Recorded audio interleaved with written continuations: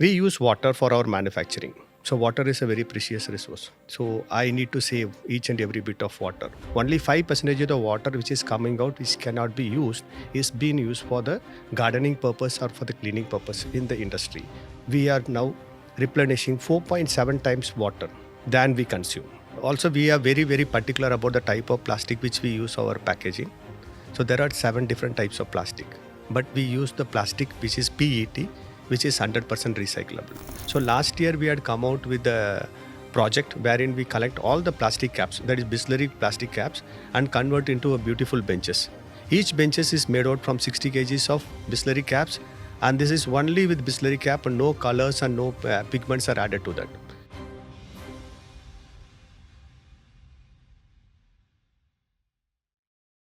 Hi, my name is Sarthak, and here's a question for you. When you think of Bisleri, do you only think of bottled water? What would you think if I were to tell you that that they give back 5 times the water they consume? What if I were to tell you that they upcycle plastic into designer benches and even make a children's book that they translate into 48 languages? Well, that's exactly what they're doing. Maybe we do not expect it, maybe we do.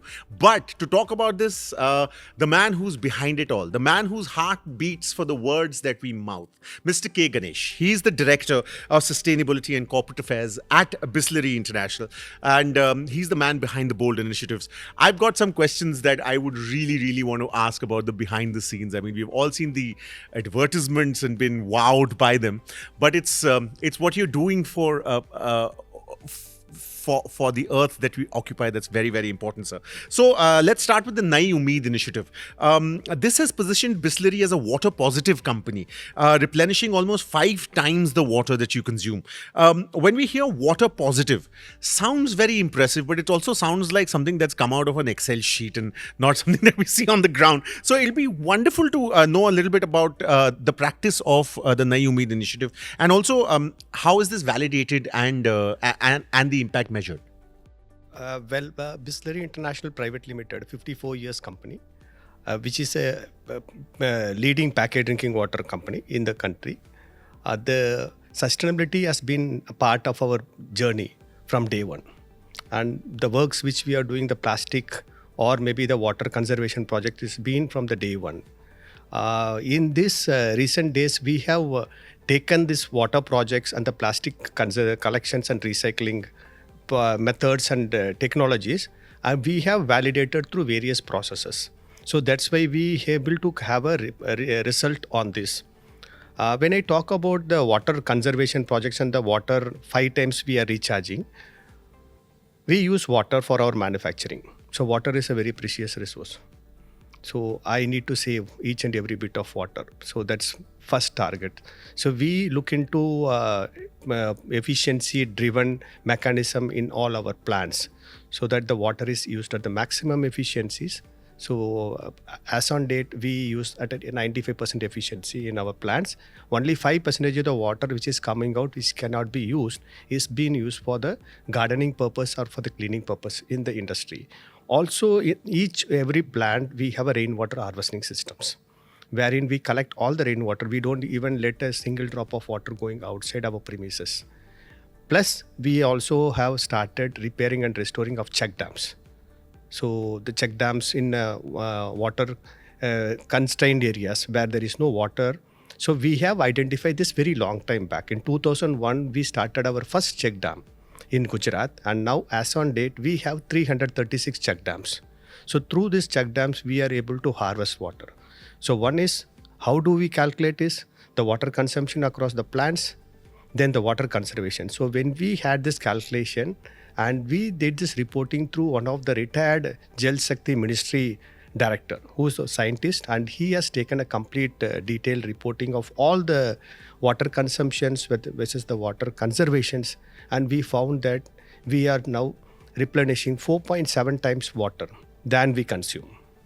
These are impressive numbers, and yet the water crisis remains of major concern to every global citizen who chooses to think about it. You've also partnered with, I've read that you've partnered with the Terry University and there's a co-published paper with, of course, the Observer Research Foundation about water credit evaluation. So, how realistic is it? I mean, it sounds very good on paper, but as you said, what's on paper and what's on ground are two totally different things.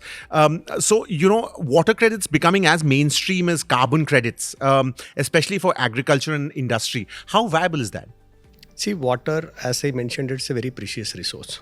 So when I talked about the water conservation projects and the water consumption inside the plant and outside the plant and the conservation part, we also took one more step forward.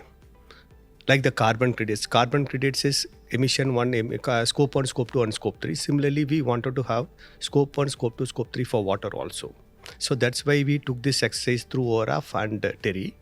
So wherein we studied what are all the water footprints which is going to happen in my plant and outside my plant. So interestingly, it was like only 8 to 9% of the water consumption which is happening inside the plant for manufacturing, and 92% of the water consumption is happening outside the boundary. It's in the form of logistic transportation, the packaging material transportation, the packaging material manufacturing. So we now have a clear-cut demarcated areas on which we need to control. That 92% of the water which we were not controlling in our boundary, now we need to control. So if I talk overall as a company for a water saving initiative and water conservations, even though we do lots of water and I replenish more water than I consume, we are going ahead and then looking into how my suppliers, how my vendors are using water, whether they are using wisely, whether I can reduce the water footprint from their places. That's why we have gone to this Terry report, which is in detail reporting, which is going to help a lot in conservation of water. Excellent. Hope flowing with water. That's absolutely wonderful. But there's also the dry, arid land of skepticism that we must play devil's advocate with. Plastic is something that the water industry, so to speak, has been saddled with for a very long time. But Bisleri has been fulfilling, so to speak, its responsibility towards being responsible about plastic before it became cool or mainstream. What is the difference between the 1990s when it all started and now? And more importantly, what do you see as critical gaps that still exist in the circularity of recycling or upcycling of plastic? Yeah. See, we use packaging for packing our water. So we use plastic for packing our product. And also we are very, very particular about the type of plastic which we use our packaging. So there are 7 different types of plastic. But we use the plastic which is PET, which is 100% recyclable. That means first material which we selected is 100%, it's a sustainable material which can be recycled and then reused and made into different products. Okay. Second is we are a pioneer in this industry, and we had started the practice of recycling way back in 90s. So our chairman, Mr. Ramesh Chauhan, has brought the first recycling machine in the country in the 90s. And he had taught the concept how to recycle the plastics. And we took it forward. And we are one of the pioneers in reusing of plastics also. See, the plastic is very important material. And it's been used widely and intensively in all the applications.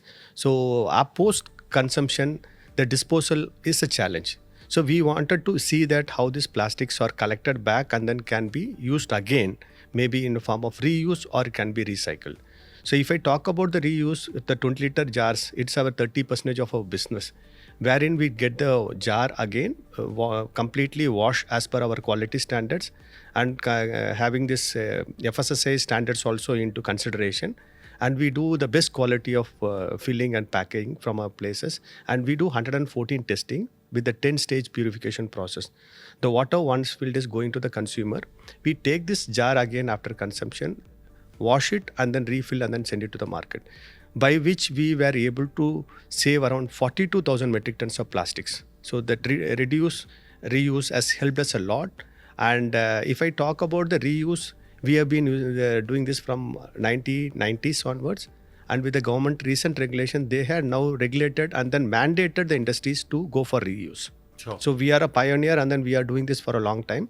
When I come to your next question, what Indian circular economy is doing on the plastic management. See, when we talk about the plastic management, which rolled out in the year 2016, plastic waste management, so it talks about only the big branded companies. So it's a plastic. It should be overall. It should be applicable for all the industries. Whoever is going to use, maybe the consumer is using the plastics. The plastics are not properly disposed. That's why it's ending in a landfill or ocean. If the consumers are going to give it back to the recycling, that means there is no any challenges with respect to plastics. So two important aspects here. One is the government should also think about how the MSMEs, how the informal sectors can be looped into and then made into a proper formal sectors and consider them also on the plastic management. And second is the infrastructure development. When we talk about the infrastructure development in developed countries like Europe and US, they have a very fine systems wherein all the materials, plastics are collected and sent for recycling. Similarly, when we do in India, we will be one of the best country to see. The hope that you bring to a lot of children as well with the Bench of Dreams project, which was launched last year, which I'm sure must be something very close to your heart. There's also the book that you've launched. It'd be wonderful to know how that evolved. Well, I was just talking about the PET bottles, which is getting recycled and 100% recyclable. Similarly, the cap which we use. We thought that the cap, which is smaller portion, the people after consumption, they throw the cap. So we thought how the cap can be collected back and then made into a beautiful product. So last year we had come out with a project wherein we collect all the plastic caps, that is Bisleri plastic caps, and convert into a beautiful benches. Each benches is made out from 60 kgs of Bisleri caps, and this is only with Bisleri cap and no colors and no pigments are added to that. Which means we are getting all our caps through these processes and converting into useful benches. And this, we call it as benches of dreams. Because the older days, our grandfather, grandmother used to take to our place where they sit on a bench and then tell stories. So on the same scale, we have taken this as a benches of dream. And benches has been installed in various places. And this year also we are target to install around 1,000 benches. Excellent. Comfort and sustainability working together is quite wonderful. Yes. And on the other part, on the book part, so we thought that we have done a lot on the recycling, reuse. It's our duty to educate the public and mostly the children's, the youths of the next generation. So we had made this book in collaboration with Center for Environment Education, wherein the book talks about the invention of plastics, the usage of plastics, how we can reduce of plastics, and what are the various plastic regulations happening in the nation and across the world. So this book is very, very useful. We collaborated and did this book in 9 different languages. Now latest collaboration is with the NBT, National Book Trust, wherein we are going to convert this book into a comic one, which will have a 40-pager one with 48 languages. And we're planning to release this by the end of this year. That's fantastic. Maybe a new superhero, who knows? But let's talk about another big lever energy, which is, of course, your partnership with Schneider Electric. And that the fact that you've moved 36% of your energy consumption. Our wonderful research folk tell us that 36% of your energy consumption has been moved to green sources. So what's the roadmap from here? So see, when we see calculate our manufacturing cost, and the efficiencies, how we are working, like water, for the power also, we wanted to have a efficient way of using the power. So we thought that whether there is an alternate ways of using the power, maybe we can go for the solar systems. So we had initiated last couple of years back with solar projects in some of our plants. And this year we had come out with a 36% converting our power to a solar systems, which is not only going to help us to save the power cost, that the manufacturing cost will reduce, and also we will be having a green energy, which is going to help us to reduce the scope 3 emissions. There's, of course, I mean, the utopian idea is to use all of this, but there's also prohibitive costs that are involved, we're told, as far as using renewable sources are concerned. So how do you make the business case for sustainability at scale, internally especially? And what makes these metrics really matter when the boardroom convenes? See, when we discussed on this introducing the renewable energy, the solar systems in our plants, So we had considered different states because we had spoken to the different states because the states has their own regulations. So we had considered that, and then we have put our solar system in the states who are supportive for us first. Second is we also seen that whichever plants required a huge consumptions of power, we had gone for the solar system, and we had worked on the payback period. The payback period is within 2-3 years we are able to get a payback period. So it's an investment, but we are going to get a returns. Our objective is to see that we use our whatever materials we use or the power we use, let us use in a greener materials so that it's good for the environment as such. And of course, there's quite tangible proof there as well, because the buzz around the ESG, which of course is the environmental, social, and governance, which is of course the framework for measuring and managing a company's impact and practices across these three pillars. You've got your progressive certification from CII ITC. So how does that happen? How does that feel? See, I was just explaining that last 2-3 years we are into more reporting. We started doing the reportings. Even though we are a 1969 company, we were doing lots of work. But for the public domain, they were not knowing what company was doing like. So last couple of years, we had taken a complete reporting of all the good works we have done, and we wanted to be one of the model company in the country itself, because we are a pioneer in packet drinking water. See, we wanted to see that when we consume water or plastics, we need to showcase our public that how we are giving it back. So that is one of the main agenda of that, why we have taken into all this consideration. And the reporting, last couple of years back, we did the sustainability reporting for our company through TERI. And last year we had the business responsibility and sustainability report. That's right. That happened. So when we did this BRSR report, it was done through a third-party auditor. So we wanted to validate through a good organizations. That's why we had approached CAI to do the ESG reporting. So the ESG reporting is a form of consolidating or validating the BRSR report, and we got that ESG reporting done for our company. So it was a very, very useful tool for us, because we measured the environment, social and governance activities happening across the 12 aspects, which is on 9 principles. So this has helped us to also take some actions wherever we need to take some corrective steps. We have taken some corrective steps, and next year we will be definitely going for again a re-audit, wherein we are thinking of getting a good scores. This is, of course, also a great boost for the transparency norms, for which the private sector is pilloried quite a bit. The BRSR report that you're talking about, this is, of course, the business responsibility and sustainability report. It's not mandatory because Bisleri is not a listed firm, but this is a proactive measure.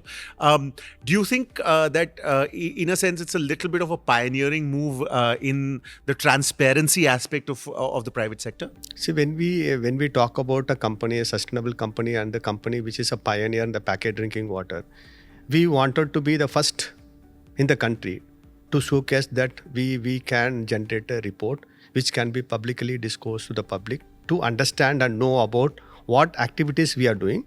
Even though we are not in the top 1,000 listed companies as per SEBI to disclose this BRSR report, this report has been prepared by us to have an internal discussions among the teams to know what activities we are doing with respect to the sustainability reporting. Maybe it's a water, it's a power, it's a waste management. So all the things have been considered in this. So this is very important tool for us, and we also give this information to the people who require on the platforms. We give them the information on the BRSR part. And I think that's the important bit, isn't it? I mean, you've been part for a very long time with an organization that has sort of pioneered sustainability norms even before it had become mandatory or even a talking point, so to speak.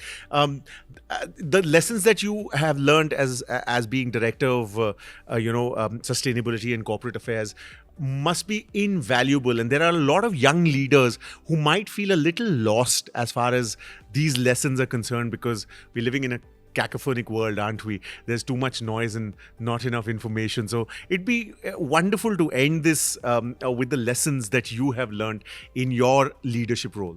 So, well, you see, when we talk about the regulatory parts for any industries, so it was only related to the pollution or related to the water extractions. It was a general thing, and they didn't talk about anything about the environment and the BRSR and the ESG. It's a recent development which is happening. And when we do lots of work, we need to take it up and then showcase to the public. When I quoted on the water credit reports, water footprint reports, this is a very detailed, elaborate report which tells about the areas where we can conserve water. Similarly, when I talk about my plant efficiency, when I talk about the harvesting inside the plant, when I talk about the plastic management which we are doing. In fact, we are also plastic neutral company. We are a water positive and plastic neutral company. We collect more plastic than we consume. So we wanted to take this and then have these numbers to the public. And because people, Bisleri is a word synonymous to packet drinking water. So there are lots of people who look on how Bisleri is doing. So it is a good platform for us to put our reports in the public and then to take it to the citizens, tell them what is the actions they need to take to conserve water or to send plastic for recycling. That's why we have did this exercise, and this is working very powerfully, and then people are very happy to see these reports, and lots of people also appreciating, and they started implementing in their respective areas also. Absolutely. That's the conversation. We always must remember that there are always two sides to a coin. So if you've always had a little bit of cynicism about the plastic aspect or about other aspects of Bisleri, we just thought we'd show you the other side. The water positivity, the plastic circularity, the bold bets on renewable energy, and the man leading it all, Mr. Ganesh, Director, Sustainability and Corporate Affairs, showing us the way and giving us much food for thought that we all need to chew on. Mr. Ganesh, this has been absolutely wonderful. Thank you very much for your time and being so generous with what you've learned. Thank you, Mr. Sarthak. Thank you. That's it for this. But if you want to say anything, please like, comment, share, subscribe. You know what to do. We don't need to tell you, but we do need to tell you that thinking is a great idea. So if these triggered thought, please think. Thank you for watching. My name is Sarthak.